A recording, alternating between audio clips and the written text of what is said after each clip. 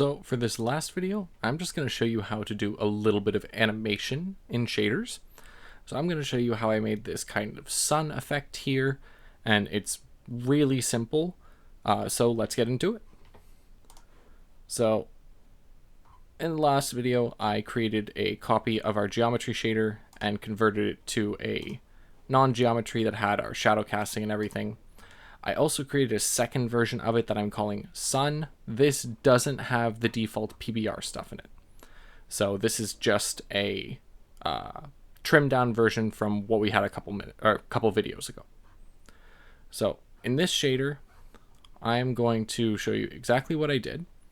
So for this shader, I wrote a custom function that I call sample height. It returns a half and it takes in the UV. So first what it does is it creates 3 different sine time variables, and these are all offset by either pi over 2 or pi.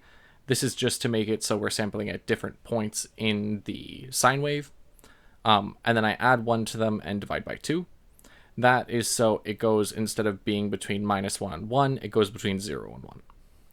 Then what I do is I sample our texture, which is the same texture I've been using this whole time as the base map.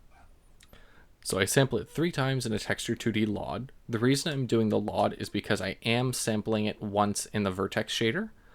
And then what I do is for each of them, I sample them at a different UV.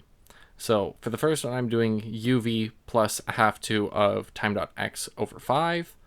This just offsets it a little bit on the x-axis, so it continuously wraps around the x. So when you add to a UV, it counts as offsetting it, so it moves it. When you multiply a UV, it scales the texture. So this one here, I made it 1.23 times bigger. This one here, I made it 0.66 times smaller. So it changes the scale of the UVs that we're doing. And then for each of them, I just changed around. So instead of doing time.x over 5, I did time.x over 5 and then negative time.x over 5, and for the last one I just did 0 and again time.x over 5. For each of these, I'm only sampling the R channel because I don't need the other ones. And then what I do is I return the maximum of either sample 1 and sample 2, sample 1 and sample 3, or sample 2 and sample 3. So basically I combine all the possible options of adding them together, and I take whichever one's the highest. So that's all this sample height function does. Then in our vertex shader, what I did was I used this function to get our height sample. And what I do is I offset the vertices with this height sample times a float for the displacement scale.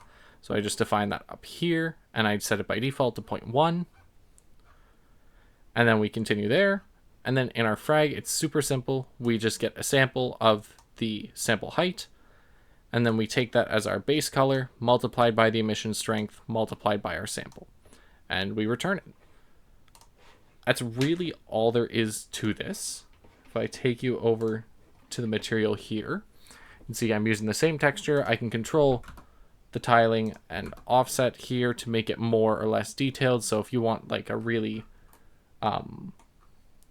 high detailed sun, you might want to increase the texture tiling. And I can control the emission strength here to give it a brighter or darker effect. If I want it to be a different colored star, I can change all that in here. And it's honestly really, really simple, but that's the basics of how you would animate something in a shader. You can sample different textures, you can multiply them by time, sine, time, anything to get various effects. You can multiply the texture samples by each other, you can add them, you can divide them. There are so many different ways to do it. For a lot of this, it's probably easier to do in Shader Graph, but I'm showing you how to do it in here just so you know you can. And that's really all there is to this one. I can set the displacement scale higher to make it more bubbly. I set it really low by default. You can also set it to be negative to make it look like it's kind of collapsing inwards. This isn't a very high poly mesh, so this one won't have a ton of detail. But even though I said this was going to be the last video. I'm actually going to add one more video at the end of this, and that's going to be tessellation. And what we're going to do is we're going to tessellate this mesh so we don't have these spiky points on it. We're going to take a mesh with fairly high poly count, or fairly low poly count, and low tries, and we're going to turn this into one with thousands or millions of tries.